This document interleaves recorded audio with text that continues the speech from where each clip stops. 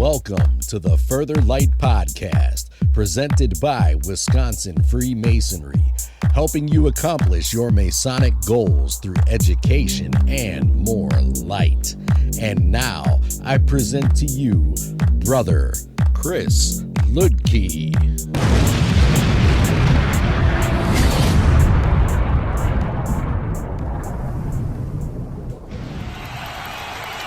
Listeners, scholars, brothers, this is Brother Chris Ludke, and today I want to continue our exploration of the Morgan Affair. And today we're going to take things a little different. Again, the series is different. We started with an overview. We've looked at an episode on William Morgan and his experience. We've looked at an episode on David Miller, the printer, his experience, and Samuel Green, who sets himself up as both a Mason but also an unbiased witness with some questionable motivations of his own. But today I want to change things up. I want to focus on the several brothers that were active in William Morgan's disappearance.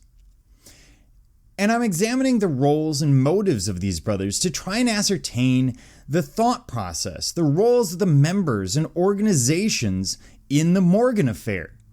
For reasons of time, some things will be left out when they are not directly relevant to the disappearance or due to time constraints, because of course this is a podcast and I can't go on for 7 hours in a single episode. So, at the time, there's something to keep in mind here. And I'm putting this in the introduction because it's one of those points that I need you to keep at the forefront as we move through these events, which is that Masons at the time did hold a disproportionate number of government positions in New York in 1826.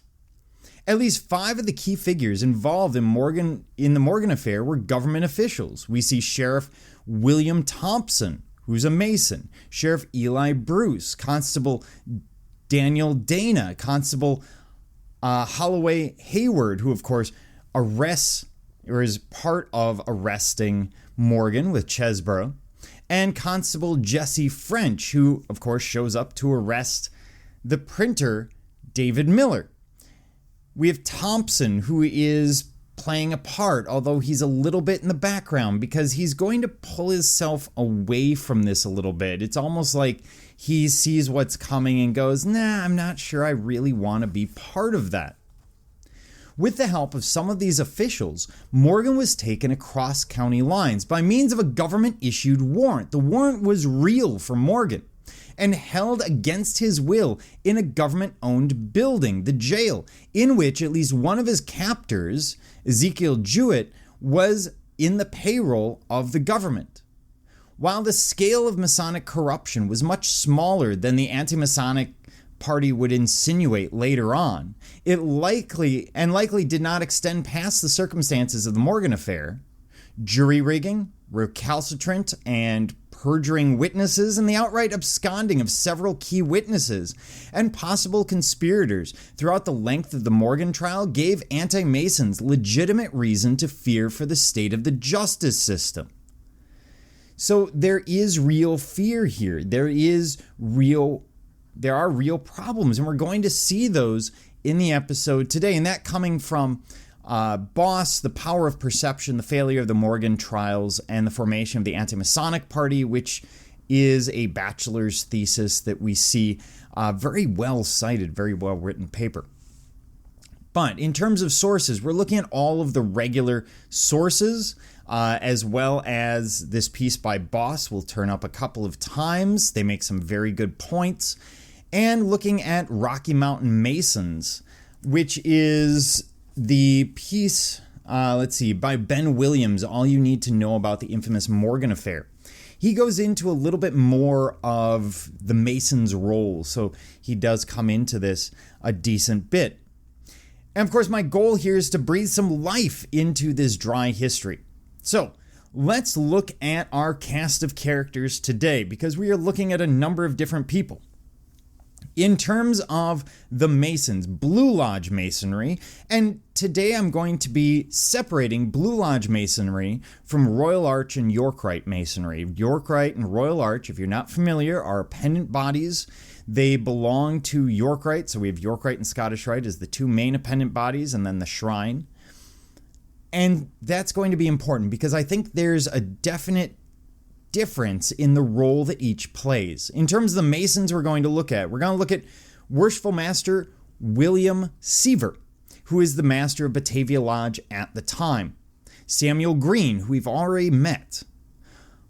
Lawson Lutton, who's a member of the Canandaigua Lodge, and we've talked about him a little bit, but we'll explore him more.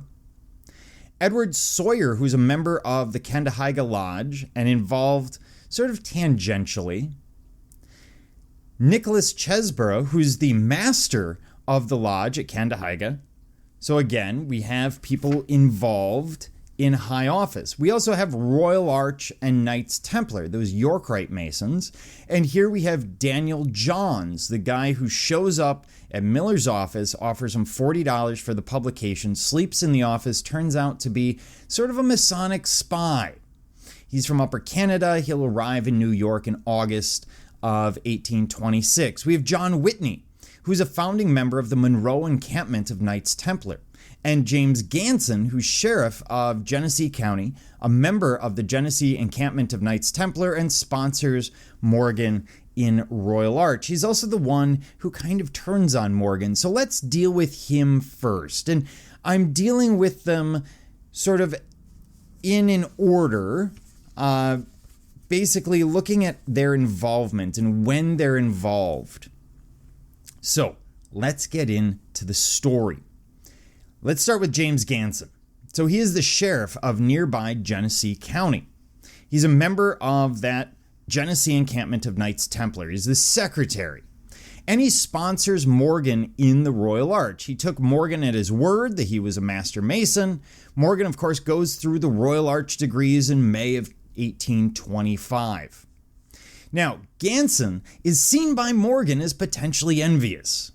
He is seen as malicious and vindictive if crossed. Morgan feels Ganson, quote, basically screwed him by promising a contract to help build the new Leroy Templar facility, which would be about 6 miles from Batavia, only to retract that offer without explanation.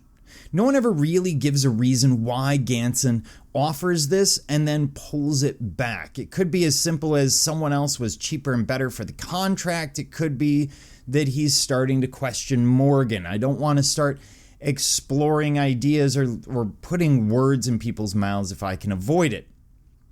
Ganson may also have spread his suspicions of Morgan across other bodies to other high-ranking Masons, this according to Defoe.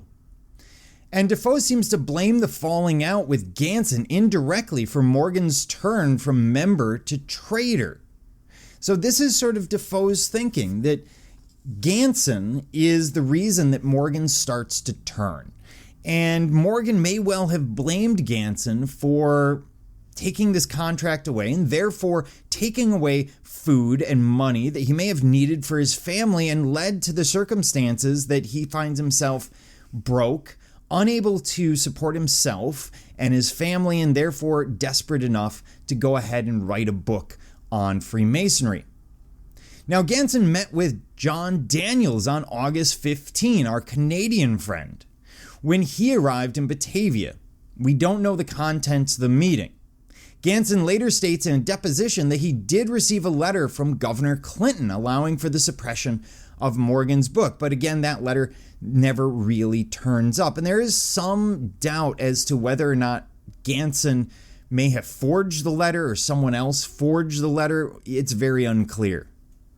Ganson's Inn becomes a rallying point for Masons from around New York and parts of Canada who arrive in Batavia starting around September 9. And remember, Morgan will be arrested on September 11th, so a couple of days before. And we have 40 or 50 of them arriving by the time we get to the end of September 9th.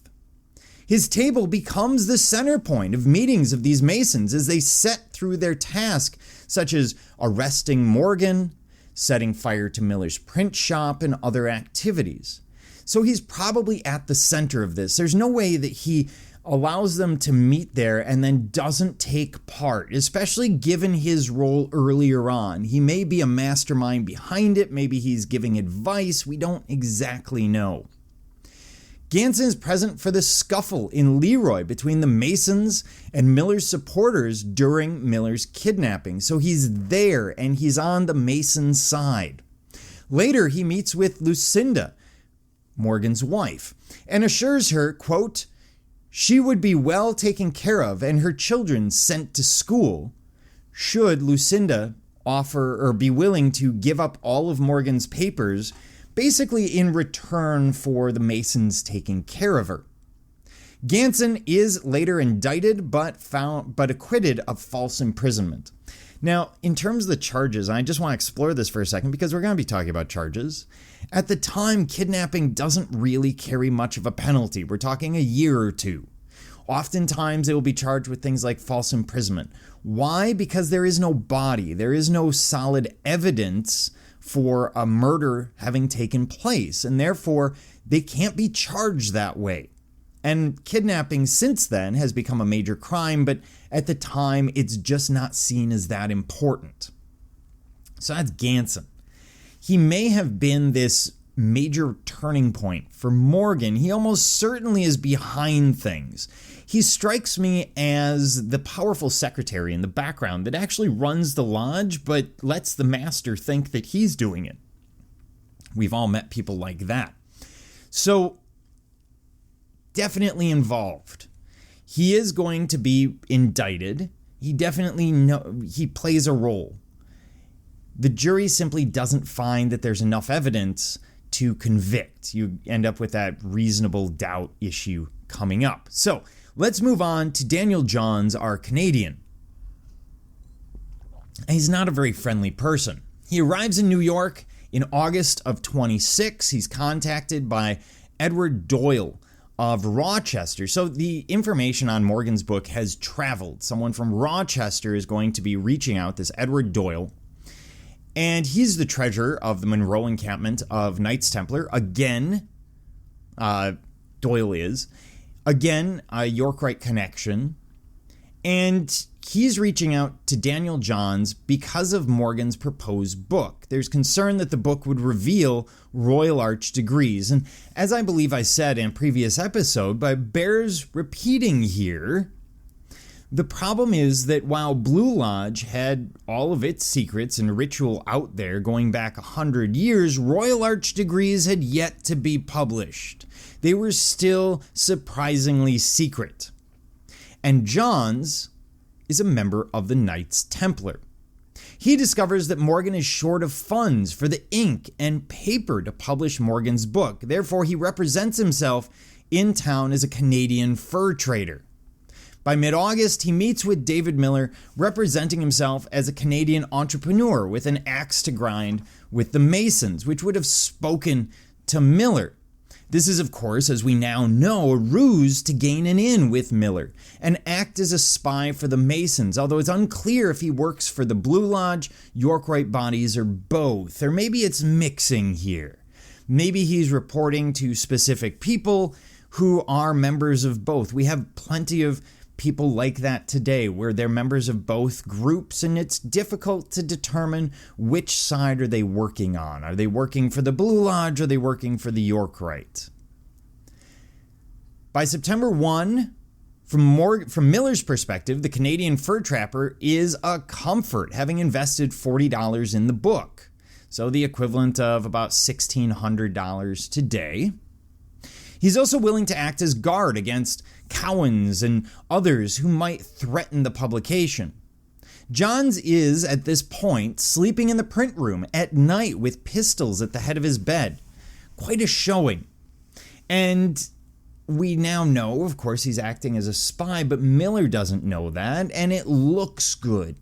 It gives him credibility in the eyes of Morgan and Miller. A week later, September 9, Johns disappears sometime on September 8th or 9th from the print shop without notice. The same day, Miller is warned of an impending attack. In the process, as Johns disappears, he appears to have taken manuscripts and printed pages, according to Defoe. Johns had been passing considerable intelligence to the Masons by this point, including the status of printing, where things lie, what are the finances, what does Miller have, what's going on at the time. Now, a couple of days later, September 11th, the day that Morgan disappears, Johns accompanies Major Ganson, who we've already talked about, and they go to Morgan's home after he's been arrested. They start digging through his papers. They tell Lucinda, hey, we're looking for things that are going to be of value to pay off this debt that may be required. But at the end of the day, they aren't law enforcement. They're just digging through the stuff. They're Masons, and Lucinda, from her perspective, isn't exactly going to argue back. As I said, from her perspective, these are people who are major characters in the community. And so why would she fight back against that? She might be shooting herself in the proverbial foot. And so she's not going to. She's going to kind of let them do their thing. She'll fight back a little bit, but not much. September 12th, the day of the Miller kidnapping, the day that Morgan goes missing. Miller, of course, will be arrested. But on this day, he realizes that Johns is actually a spy. When Johns comes into a room where Miller is being kept in Stafford, wielding a sword. Quote, he was only performing what he had been commanded to do. That's Miller's words. Looking at Daniel Johns is more or less a puppet. Why Daniel Johns, we don't know. There may have been a connection there. Maybe he's someone that a Mason or someone knows that is willing to go a little bit further, that's willing to participate, that no one in town knows, and therefore no one in town, no one's going to be able to say, oh, it was that guy that did this. They're going to go, oh, it was the stranger and he disappeared and we have no idea. By September 18th, so 6 days after Morgan's disappearance, according to Miller, by this date, Daniel Johns has returned to Canada. He's absconded. Defoe suggests that Johns may have been the mastermind to try and separate Morgan and Miller. Quote, the idea of suppressing Morgan's intended exposure of the secrets of Masonry was first suggested by a man by the name of Johns. It was discussed in lodges in Batavia, Leroy, and Rochester. Johns suggested that Morgan should be separated from Miller, physically separated, and placed on a farm in Western Canada, which is about as far as you can get from New York, at least legally. So the idea is just take him to the other side of the continent. Take him out to British Columbia. There's lots of trees, lots of farms. He'll be fine there. It's like getting rid of a puppy or getting rid of a dog. What happened to the dog, Daddy? Well, we had to take him to the farm. In this case, the farm happens to be in Western Canada. Now, the problem is Daniel Johns is never found. He's never charged. He probably lives in Canada in an area that is going to be very rural. He probably doesn't go by that name, but he's known by that name here. And a name like Daniel Johns is the sort of very simple English name that's not going to stand out anywhere. And yet it's common enough that you can't actually find records. There might be, 10 Daniel Johns in a medium-sized town. So it becomes very problematic to track him any further. But the disappearance is suspicious. His role is definitely suspicious. There are people who would argue maybe he's meant to come in and act as an assassin or something like that. I find that unlikely, but I do see the idea of him being brought in because he's an outside figure, unknown in the community, and someone that neither Miller nor Morgan will know as being a good reason why he would be brought in. Because then he can do things that others can't. He can represent himself as anything. But let's move forward. Let's deal with our first Blue Lodge Mason here, Worshipful Master William Seaver. Now, he is the Worshipful Master of Batavia Lodge in 1826. He's a charter member and first master of the lodge, originally founded in 1824. He's also the fire captain for Batavia, so again, government official of sorts. So let's go back to July of 1826. This meeting that we heard about from Samuel Green. And this is from the Green episode. Of course, William Seaver addresses his lodge in this series of rapid fire questions, which we've gone through in the past. But at the end of the day, it boils down to this. Seaver knew that there was great truth in his line of questioning, that all who were there were answerable to basically no one, that the governor, the sheriffs, law enforcement, judges, etc. were all Masons. Nothing was going to happen to them. And that sounds really inciting, really inflammatory. This idea that, don't worry, we're going to be fine, whatever happens. And it's possible that he's more referring to, hey, if something happens but we get the book, awesome. Rather than, if something happens and we should happen to take Morgan's life, don't worry about it, you're covered. There is a pretty big jump between the two. So be careful reading too far into Seaver there, because by September 10th, his tone has shifted. So this is the day before Morgan will be arrested. Seaver does not want a large party of Masons coming into the village at once. He's afraid that the sudden appearance of another mob might cause fresh alarm. He's the one who basically says, hey, I don't want a whole pile of people coming in to arrest Morgan. And Seaver wins out. Only Chesborough and Hayward will go to arrest Morgan the following day on September 11th.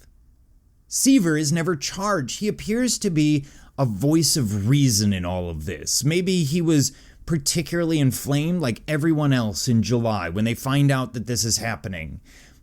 But cooler heads have prevailed, and maybe his is one of them. So Seaver, while he takes a lot of heat from people looking at this, really doesn't appear to have done much other than basically say, hey guys, cool your jets. We're not doing this. We're not going to have a mob of people go in after Morgan. Let's have 2 people. Let's do it quietly. Let's just get it done. You've got an arrest warrant, fine, but let's not bring everyone in. But let's talk about one of these main characters who he would have been talking to, Nicholas Chesborough. On September 10, Chesborough, who's a master of the lodge at Canandaigua, applied to the magistrate of Canandaigua, one Jeffrey Chipman, for a warrant to arrest Morgan on the basis of Ebenezer Kingsley's complaint that Morgan had stolen a shirt and cravat, basically a tie. Then Chesborough roused the constable, Brother Hayward, and a posse of 4 other Freemasons and headed out to Batavia to go and arrest Morgan. It's about 10 in the morning when they do, and they travel by stage hired by Chesborough. 4 other Freemasons will join them en route. Dr. Samuel Butler, who they meet in Stafford, was sent ahead to bring a message to the Masons of Batavia that these men were coming and that they had a warrant for Morgan's arrest. But William Seaver, the master of the lodge in Batavia, doesn't approve of the mission. Word was brought back to abort and return home. The stage would be set. The stage was turned back to Canandaigua, but some of the posse continued to Batavia on foot, arriving in the morning of September 11th. That'd be Chesborough and Hayward. Morgan was arrested and taken to a pub, while another stagecoach would be procured. He was then in custody and taken to Canandaigua for arraignment on the charge of larceny. When the charges were dismissed, Chesborough immediately applied for a new warrant on outstanding debt to one Aaron Akeley, a tavern keeper, probably an unpaid bar tab, which Chesborough alleged was discharged to him. In other words, he had bought the debt from Ackley. We see the same thing among corporations today. And the judgment for $2.69 was entered against Morgan on the spot. Now that sounds like nothing. That'd be about $90 to $100 today, give or take. So, I mean, it's a decent sum, but it's the sort of thing that a lot of people would go, you know what, I can probably take care of this. Unable to pay the sum, Morgan offers his coat to Constable Hayward as collateral, but Hayward refuses and Morgan is jailed. It makes sense that Chesbrough and Hayward would be sitting there going, no, we're not going to take that. Because the idea is they want to keep him in jail. They want Ganson, John Daniels, and others to go through his papers. They need to see what happens with Miller. They want to keep these two separate. The easiest way to do that is keep Morgan in jail.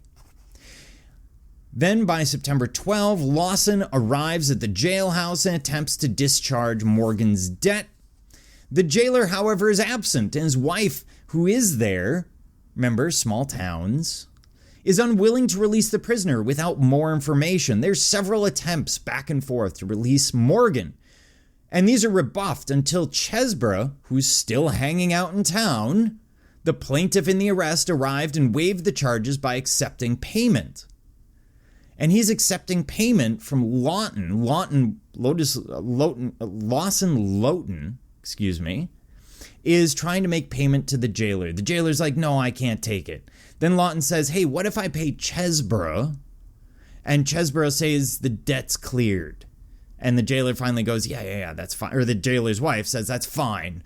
I'll take that because then there's no reason for him to be here and he can go. On the jailhouse steps, after Morgan is released, he's met by another man, Lawson summoned, with this loud whistle. So he whistles out into the darkness. We have at least one more person showing up at the jail door. This is all happening right there. I mean, they are not taking chances. Morgan protested. He screams, murder, murder. At least we're told that.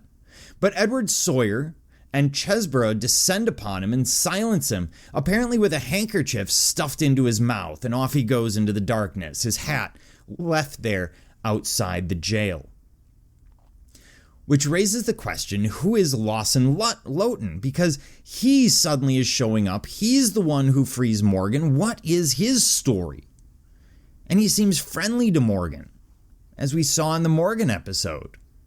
He's a member of Kandahaiga Lodge and had met Morgan in the past at lodge events. They know each other. He came to offer testimony on behalf of Morgan during the court appearance the day prior to the disappearance. So Lawson, when asked if there is anything he could add, said, quote, just that what Mr. Morgan says is true, sir. He only borrowed those clothes from landlord Kingsley and he had fully intended to return them. As Morgan was being led away, Lawson testified later that he had said he had a bad break with Miller and was willing to be taken away to Canada to put the whole thing behind him. Lawson may have also offered Morgan a Canadian out if he distanced himself from Miller, according to Defoe. The idea is, at the end of the day, if Morgan is no longer willing to work with Miller, then Miller has nothing to print. Our situation is settled, and if we can keep them apart, thus the send him to Canada, and give him a fresh start, a man with a lot of debt, you offer him a fresh start, he may well take that. But Lawson is definitely not on Morgan's side. After the issuance of a new warrant and Morgan being sent to jail, Lawton borrowed a horse, rode 28 miles to Rochester to notify John Whitney and Burrage Smith that the plan was on track. This is all according to plan. Now, at the jail, Lawson tried to speak privately with Morgan, but the jailer's wife, Mary Hale, turns him away. He asks Morgan if he would accompany Lawson if Lawson clears the debt. Morgan says, yeah. Preferably tomorrow after a good night's sleep, but yeah. Lawson then goes looking for the jailer to clear the debt, despite Morgan saying it could wait. Half an hour later, Lawson returns to the jail and again tries to pay, but Mary is not willing to deal with the issue, as she is not the jailer. She is not a government official. She's the wife, just sort of keeping an eye on things while the jailer is out. Lawton leaves empty-handed and approaches 3 other men that are waiting across the street. Shadowy, other people in the shadows. This is almost, what do they call those? Film noir. The private investigators out there, and you've got the shadowy figures watching him, and everyone's kind of watching each other. But Lawson crosses the street where he has a conversation with Nicholas Chesbrough, who's still there, Chauncey Coe, and Colonel Edward Sawyer. Lawson again returns with Colonel Sawyer and Chesborough, who convinces Mrs. Hall to set Morgan free by basically saying, look, if Lawson wants to pay me the debt, that's great. You now have no reason to hold him. And Chesborough holds weight here because, of course, he's a law enforcement officer. Lawton, as soon as this is done, so him and Chesborough are in there, along with Sawyer, he whistles at the door and instructs Morgan to get dressed. As soon as they leave, Lawson and another man restrain Morgan and assist in placing him into a carriage, the last time Morgan is seen confirmed alive. Now, Lawton definitely plays a role. He knows what's going on. This is the turncoat. If I was to pick one person who, from Morgan's perspective, is particularly evil here, it might be Lawson. And that's because, from Morgan's perspective, this is a friend who has turned to the dark side. So, what happens to Lawton? He pleads guilty to kidnapping and will serve 2 years. He says, yep, I'm involved. He never really offers much information. So, then we have John Whitney, who we have come across. He's a member of the Monroe Encampment of Knights Templars, so we're back on the Yorkite side, and he seems to be one of the masterminds behind the plot. For example, Lawson reports to him after Morgan's arrest, when Lawson takes that ride off to Rochester. So, September 12, the day that he disappears, he joins Morgan, John Whitney, joins Morgan in the wagon after leaving jail and has a conversation with him, this according to Defoe. Whitney had talked to him about the book and about giving up plans to publish it, about going away someplace where Morgan would never where Miller would never find him. Whitney had told him he couldn't expect to have friends unless he used them well. In other words, hey, take advantage of what you have, Morgan. Look around. Morgan may have been played all along, telling Whitney what he wanted, or may have been playing along. Just telling Whitney what he wants to hear. Morgan, of course, wants to get away. And Whitney may have also offered to take care of Morgan financially if he left, although the sum was never agreed upon. There's some talk of $1,000, $500. These would be pretty big sums. I mean, we're talking probably the equivalent of $20,000, give or take, if my math is correct. 500 times 40 would be about 20,000. So this is not an inconsiderable sum. It's enough that you could, assuming you don't have much stuff and you're willing to just go, you could go and set yourself up somewhere. After the disappearance, one brother, Robert Morris, made considerable effort to interview as many friends and family members of William Morgan as he could find. According to Ben Williams, all you need to know about the Morgan affair from Rocky Mountain Mason, as well as Defoe. Now, Morris also interviewed Mason swept up in the affair, including John Whitney, who served 18 months in the county lockup for his participation in the abduction. According to Morris, Whitney admitted to conspiring to abduct Morgan and force him to relocate to Canada. Not kill him, relocate him. Out of reach of the publishers with whom Morgan had contracted his Illustrations. Illustrations, the book, Illustrations of Masonry. Whitney and brother Chesborough hatched the plan to forcibly remove Morgan in fear that Morgan would abscond with a down payment on a $500 sweetener he'd received and violate the bargain. So the idea is, if we just offer Morgan money in town, in Batavia, he's just going to take our money and still publish the book. And this is going to be a huge problem. Or he's going to take off and we're not going to know if he's still in touch with Miller. So no, we need to physically separate the two. As Morris tells it, Whitney, enraged by Morgan's provocative rhetoric around the region, had approached most worshipful brother DeWitt Clinton, governor and past Grand Master of New York, for counsel in how to deal with this. Apparently, he had been advised to try and procure the rights to the book and was insured up to $1,000 for the purpose, or equivalent $40,000 today. Whitney then went to Batavia and set himself up in the Donald Tavern. They're waiting on Morgan. Morgan is said to have arrived and dined with Whitney. This is all happening before the disappearance, obviously. During the course of the dinner, Morgan allegedly agreed to accept $500 not to publish the book and remove to Canada, never to be seen in New York again. Under the circumstances, his family would be cared for until such time as he would send for them. Morgan, in debt, probably acquiesced at this chance for a new life. His wife already sees him as a disappointment. His child is young and doesn't know him. Let's just restart again. And how many of us wouldn't take that restart if offered to us? If someone said, hey, you know what? I'm going to give you, say, $100,000, $40,000, whatever it is, to just disappear. How many of us would take it? And maybe it's not because of debt. Maybe it's, here's money and I'm willing to pay for schooling so you have a whole new career. You have a whole new life. In 5 years, you will be a completely new person. I mean, that's kind of what they're offering Morgan here. His family would be cared for, so that's taken care of. But fear grew when, for some reason, Whitney began to believe that Morgan did not intend to live up to his side of the bargain.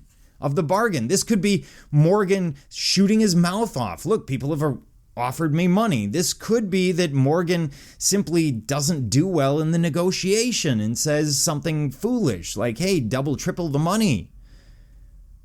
We're not sure what the issue is. Maybe someone else talks to Whitney and says, hey, maybe you should reconsider. Morgan's arrest was devised.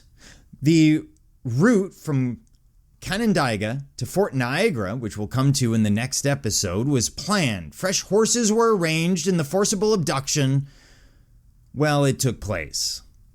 The plan, so Morris records when talking to Whitney, was to get Morgan to the Canadian border quickly before Miller and his associates could determine the ultimate destination.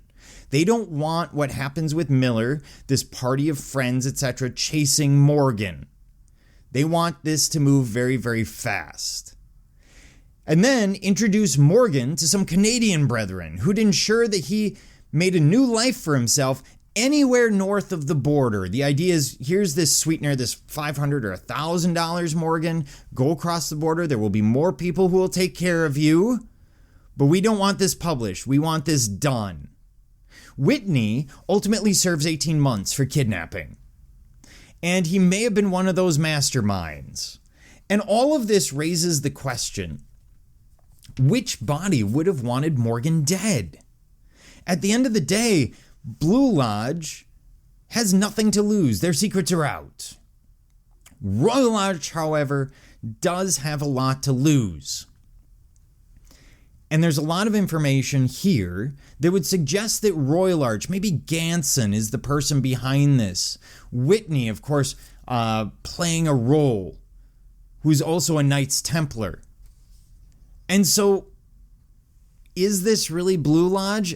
And does it matter? Is this simply an academic practice, academic separation to try and say, oh, it was Yorkright, not the Masons?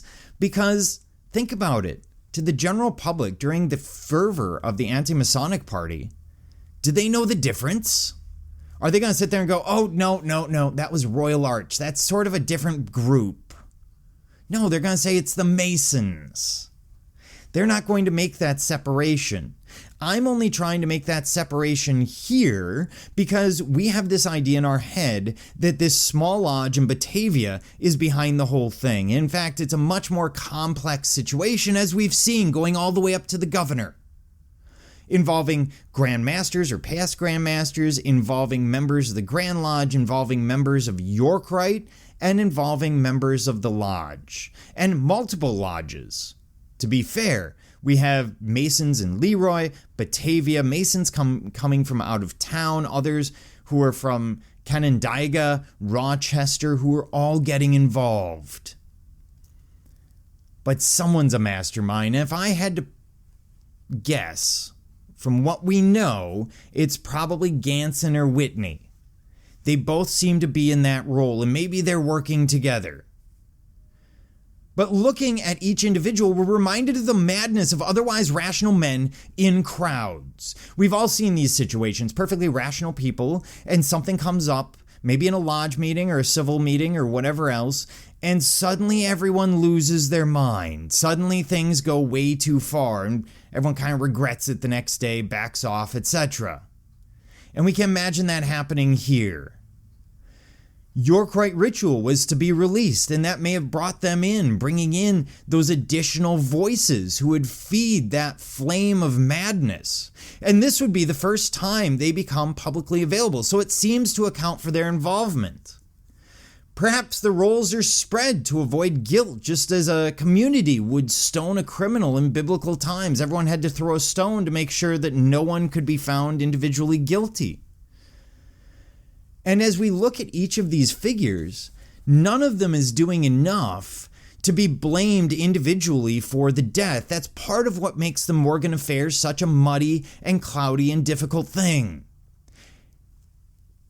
And that spreading of guilt also raises the question, if you're in any one of these shoes, whether it's Daniel Johns the Canadian, whether it's John Whitney, Ganson, Chesbrough, do you individually see what you're doing as specifically wrong? Have you really committed a crime? And that's the difficult thing. To me, if you read this and think all of these people are reacting to the circumstances around them, to other people around them, you could well imagine a scenario where each one thinks that they're doing a reasonable thing. Each one is acting on their ideals, their ideology, their idea and moral framework or whatever else. They're going, hey, I'm arresting him, but I'm not killing him. I'm involved in the plot, but I'm involved to separate Miller and Morgan. I'm not trying to end anyone's life. And I want to make that really clear because it's easy enough to sit here and go, oh, the Masons are evil.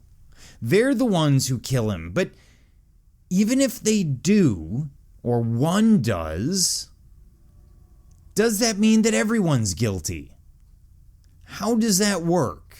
We're into a really muddy moral and ethical issue.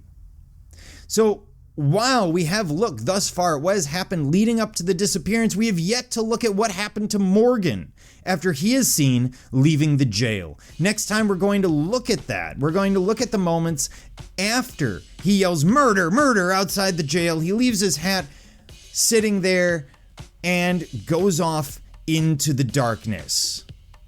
But that will be part 6 of the Morgan affair.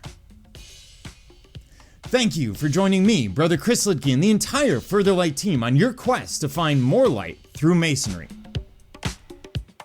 Are you interested in learning more about Freemasonry in Wisconsin? Visit wisconsinmasons.org to learn more about Masonry and access further educational content and more light. Once again, that address is wimasons.org. Any questions, comments, or suggestions, please email us at education@wisconsinmasons.org. And thank you for listening.